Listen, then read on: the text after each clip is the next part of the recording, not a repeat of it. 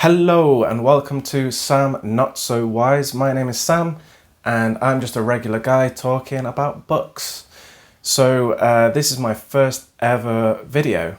I've been watching BookTube for a really long time and finally decided to turn the camera around and give it a go because why not?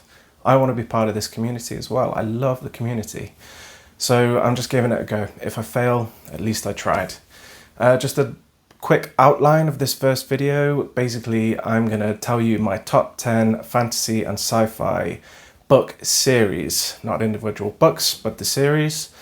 And then I will give you a kind of channel introduction, plans for the future, near future and far. And that's basically it. Obviously, we'll start with the books because everybody is here for the books, not for me rambling. So with much further ado, let's get into some books. Now, if you're anything like me, you've watched many top 10 videos, and what do almost all of them do? They try and sneak in a few other books. So I have a few honorary mentions before we get into the meat and taters of the top 10. I'm going to start with Children of Time series by Adrian Tchaikovsky. This is a trilogy, sci-fi trilogy. It's very much ideas-based sci-fi. So people who love character studies won't necessarily get along with these. What I really enjoyed about these books is the brilliant imagination of Adrian Tchaikovsky. He made this world and he comes up with fantastic thought experiments in each of the three books. The second one was kind of not as interesting, but kept me going. And the third one was a return back to form. What I love about them as well is that they're all different. They're all their own little story, but they connect, and the threads are really interesting and keep you going. But I very much recommend the Adrian Tchaikovsky Children of Time series if you're into ideas-based sci-fi. Next, I will talk about The Warlord Chronicles by Bernard Cornwell. That's Bernard, for those Americans who can't say Bernard. Bernard. It's not that hard. Sorry. Anyway, so this is a historical fiction trilogy, maybe historical fantasy. That's up to you decide if you read them. There is some magic in there, but is it real? Who knows? Again, that's kind of left up to interpretation. Now, this one is a character study, and the main character of Derval is just fantastic. You just absolutely love him by the end of the book. And it has a certain sense of unreliable narrator, but you just can't help but love Derval and believe everything he says and take his word for it and take his side. It's very convincing writing. There's also really cool, strong female characters in this series. Fierce little mixers, and then some awesome villains as well. I basically knew nothing about Arthur before this, which is weird because obviously, if you can't tell, I'm British, but I don't really know much about Arthur. But this was a fantastic look into those myths. And what I also really loved is the world building of it and the history. You really can smell this book. It's grim. And so I'll come to my final honourable mention, and that is going to be none other than the best of fantasy himself, Dr. Philip Chase. Check out this bad boy. Signed copy. Isn't that nice? I'm sure some of you at least know Philip Chase. He's an absolute stalwart of the BookTube community, intelligent, lovely man. And his book series is fantastic. It's a trilogy, very much high fantasy, traditional fantasy. It's very much based in his love of traditional fantasy. And, you know, there are tropes. There's lots of tropes. But trope is not a dirty word for me. I like tropes, and I like it when people do things that are different with tropes. And Philip Chase certainly does that. The third book in the series is very unexpected and probably the best of the bunch. It's about a religious war. I'm always interested in religious wars and people's views of religion, and the the take is really nuanced, and the characters who propel this war and do awful things are really convincing in why they do it. So it's extremely nuanced. The world building is epic in scope, and you really do explore the world, which I love. I am kind of frustrated by some series where the world is huge, but you don't really explore it. But Philip Chase does. And the characters are brilliant. You follow a lot of them through a lot of the story, and you see their journey. And it was kind of amazing to me at the end. I didn't realize just how much I loved them until we were getting to the end. And I was starting to well up when I realized I was going to have to say goodbye to them. But it was very satisfying and a gripping series. Philip Chase is a clever man, and you should read his books. So I just realised I am quite waffly and I can be long in the tooth, so I'll try and keep the next 10 a little bit shorter. So let's get into it with number 10, and it is none other than The Lord of the Rings. This is my battered old compendium because that's how I roll. So obviously Lord of the Rings is, what can I say to add to the conversation? Not too much, but I will be honest, a lot of this is based on the films. So I read this for the first time in 2020, and I probably suffer a little bit from the modern reader. So I read this a lot later in life. I wish I'd read it earlier. I probably would have had a lot more love for it if I had, but I love the story. I love the characters, I love the world building, I love the thematic explorations. This is the pinnacle of fantasy, but just for me, enjoyment wise, I do kind of enjoy slightly more modern, as we'll see coming up. But what can you say? Lord of the Rings, it's amazing. So I probably just made Lord of the Rings fans a little bit angry by putting it at number 10. And now I'm going to make Stormlight fans angry at putting it at number 9. Those two series are a lot of people's favourites and will be a lot higher in some top 10s. But this is my list, so tough nuggies, basically. So obviously Stormlight, Brandon Sanderson. I only started reading this year in preparation for the 5th book coming out. I was kind of waiting, which was probably a foolish idea because damn, these are thick. I've read up to Oathbringer, and I also read the novella before, Edge Dancer, and I've really enjoyed them. They're very, very good books. They're obviously epic, not just in terms of size, but in terms of the world and the magic. Perhaps I'm complaining a little bit about the world not being explored, as I was talking about when I was talking about Philip's books. I'd like more exploration of the world, but I've started to see it, so it's getting very enticing. But I think what I love about it the most is the unfolding mystery of this world and the past and what's happened and what's happening now. It's all very interesting, and the magic is obviously fun. It suffers from not being too deep in terms of thematic work or prose and things like that, just like everybody else on the internet has said. But they are very fun. So Stormlight is at number 9 for me. So coming in at number 8, we have a sci-fi series by Peter F. Hamilton called The Commonwealth Saga. Talk about some thickum books. Thankfully, it's a duology. So yes, they're both this size, but my goodness, is this story amazing. I don't hear anybody talk about it really, very few. And it is truly, truly epic. It's awe-inspiringly large. And it basically surrounds a huge mystery.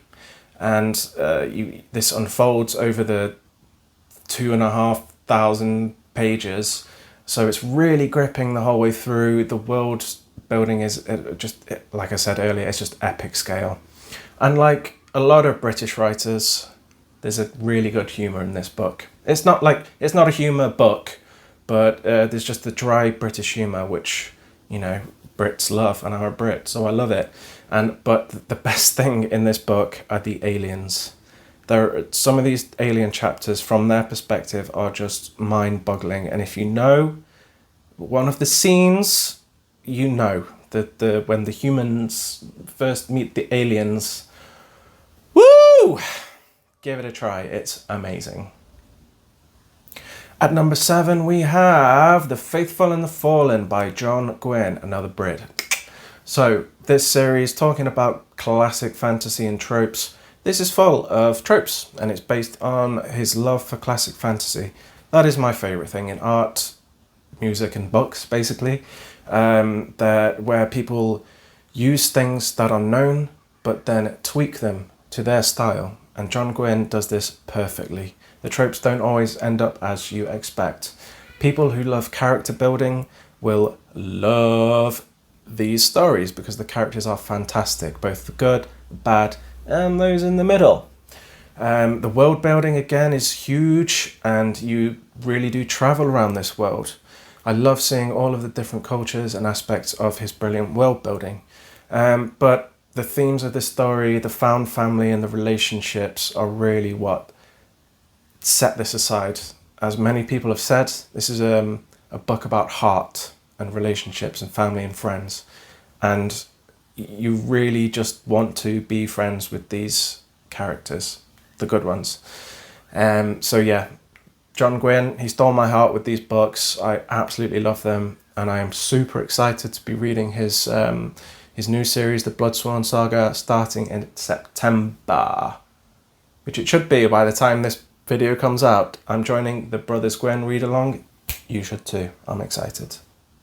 Number 6 is The King himself, Stephen King and the Dark Tower. What genre is this? What genre is it not? Is the better question. This series, when I talked about taking classic fantasy and flipping it on its head, you could say he does that. This is a weird series, and I love it. I'm here for the weird. I'm here for experimentation. I'm here for new stuff, trying stuff out. This is a wild ride. It's extremely imaginative. It's a crazy world. It's a weird story, but it's a gripping story. And again, characters. I didn't think I was a character-based reader, but apparently a lot of things I like about these books I've been talking about are characters, and some of these characters are so amazing. The journeys they go on and the flashbacks to their pasts, so you understand why they are who they are. It's just amazing. You really have to experience it for yourself. I mean, there's a talking train. Need I say any more? Dark Tower. Read it. Just breaking into the top 5 is the Queen herself. No, not Elizabeth, although I would have loved to seen her fantasy or sci-fi books. It is Robin Hobb and the Realm of the Elderlings. Again, there's not much I can add to this conversation. This has been talked about ad nauseum, as they say, on YouTube, and it is a darling of the YouTube community, and for a good reason. This is a damn good series. I can only really repeat what everybody else says. The character work in this is fantastic. Apparently I like characters. And it's a sweeping story of ups and downs, of hearts and emotions, and the characters really go through the ringer. But for me, the crowning jewel of the series is the live ship traders. I could probably put that in this top 10 series on its own. Maybe even in this spot. Like that trilogy for me was amazing. The world building, the way everything connects in the end, and the character journeys, I was genuinely mind blown when I read this. I remember I was working in a theatre as a musician, and I was reading this like in between playing songs, and I was just like every 30 seconds I was like, oh, I need to find out what happens with these dragons. It's surprisingly gripping for a slow story, but yes, obviously characters. It's amazing. So you must be thinking, I'm talking about a lot of obvious series for the most part. What else can I talk about that's obvious? At number 4, Hello Georgie Boy. Yes, Song of Ice and Fire is my number 4, and because it's amazing. Again, what can I say? The characters are obviously what makes this amazing. Again, Tyrion is just the best character in the world. Jaime Lannister, Cersei, just everyone. And The world, actually, I don't think the world building is amazing. It's kind of a small world. I didn't really care much about the East, Essos. But for me, it's the politicking and the backstabbing, and you never know what's going to happen. That is what gripped me. You don't know what's going to happen. You have to keep reading to find out. And just the shocks in the story, obviously. I really like the risks Martin took, considering when he wrote it. This is a world-changing series, and for that reason, it is my number 4. Oh, obviously, dialogue. The dialogue in this series, oh my god. I've been kind of getting a lot of clips on my Facebook of Game of Thrones, the TV series, and I just can't stop watching them because the dialogue is just so fantastic, usually of Tyrion. So, number 3. Did you know I am British? So, I love British humour. Terry Pratchett, Discworld. I just chose this one because there's 40 of them, so I just picked one. Terry Pratchett and Discworld has been pivotal for my reading since I was a teenager. I kind of have used it in that palette cleanser way between books in a larger, heavier series because they read fast. I mean, look at the text size, it's pretty big. And you just rip through them because they're very easy to read. But don't let that fool you in thinking that it isn't deep, because Terry Pratchett was a genius. His social commentary is always biting. He will take the piss out of just about anything and everything, and he will make you laugh in the process.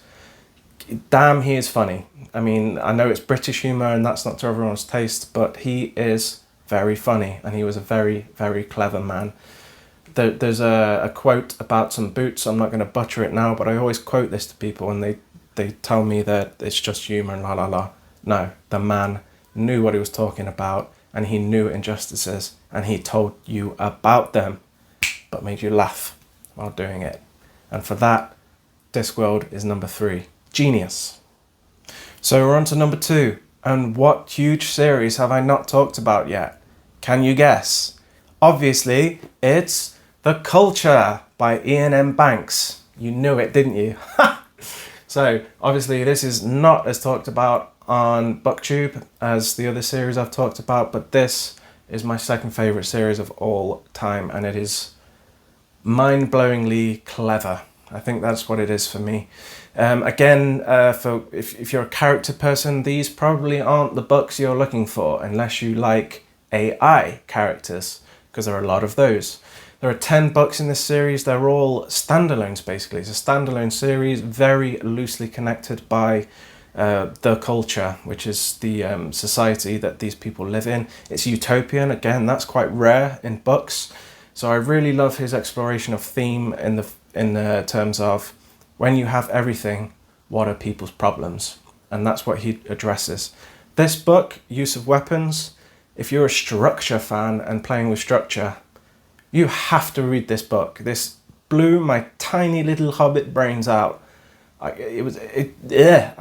want to reread it right now because it's just so good. So yeah, if you love ideas, sci-fi, you cannot ignore this series. It is fantastic. So we've come to number 1, the crowning glory in my fantasy sci-fi reading journey. And if you have looked at my wonderfully shabby shelves, you might have noticed something is now missing. And you've seen the books here. That's right, I'm a wheelie. The reason I love The Wheel of Time is I love braids, and I love it when they are tugged. So I have a lot of enjoyment from this series because there's a lot of braid tugging. So yeah, that's why you should read it.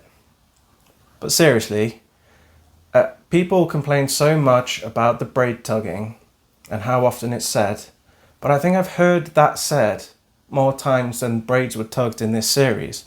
So I hated the braid tugging always, but now I hate hearing about the braid tugging more than the actual braid tugging, because it's said more than the actual braid tugging happens. You know what I mean? But really, when I kind of started my fantasy journey, I read Song of Ice and Fire and was like, oh my god, I need more stuff. So I found the biggest series and I found this, not really knowing much, and I just ploughed through them, and I absolutely loved it. I recognise its flaws. It has a lot of flaws, I will admit that, but I can look past them. Maybe there is some nostalgia attached to it because it was one of my first series, but to me the scale of the story and the world is what kept me coming back. It's such a huge story, such a huge world, very detailed and intricate, and it really just feels like Tolkien's child. You know, Jordan really knew his world inside and out, and you can feel it. It feels so genuine. The characters, again, the characters' journeys from the first book to the end are immense, and it's gripping. There are wonderful themes of power and responsibility, love and friendship, all this kind of stuff, so it has deepness to it as well. It's not just magic and not orcs. It's a really fantastic journey, and I think it's worth a read. It's not for everyone, but for me, it is number one. Fuck yeah, Wheel of Time.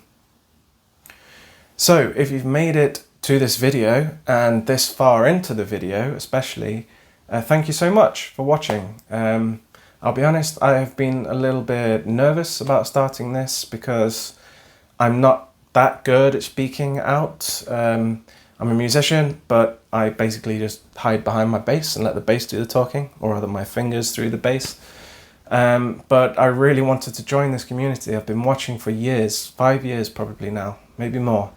And I really enjoy what the people do, and I want to be a part of it. I want to join in all the conversations. I've really enjoyed how long form content has been on the uptick recently.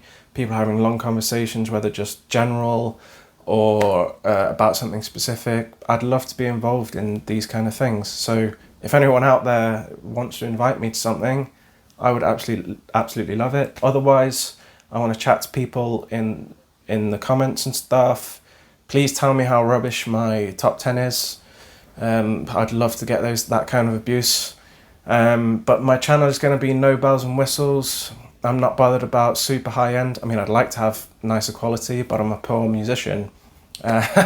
So maybe we'll get there one day. So yeah, no bells and whistles, just me talking about books, hopefully with other people, and we'll see where it goes. Like, if it fails, then at least I tried. But hopefully I can chat to some people. So the kind of future plans, next up I'm going to do the newbie tag, because I think it's a good way of just introducing yourself. I'll do some kind of top 10s over the next couple of months, authors, sci-fi books, that kind of stuff.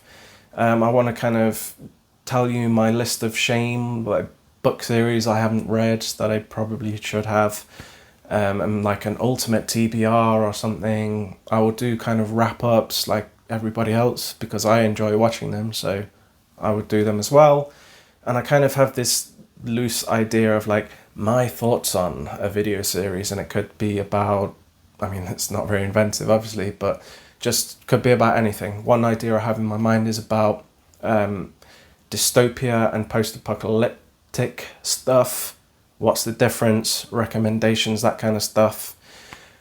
So yeah, that's it really. Again, if you've clicked on this, thank you so much. I'm not expecting much, but anyone that does will be like a little lump of gold. So obviously like and subscribe like everybody else says, and talk to me in the comments if you want to, and I'll see you in another video soon.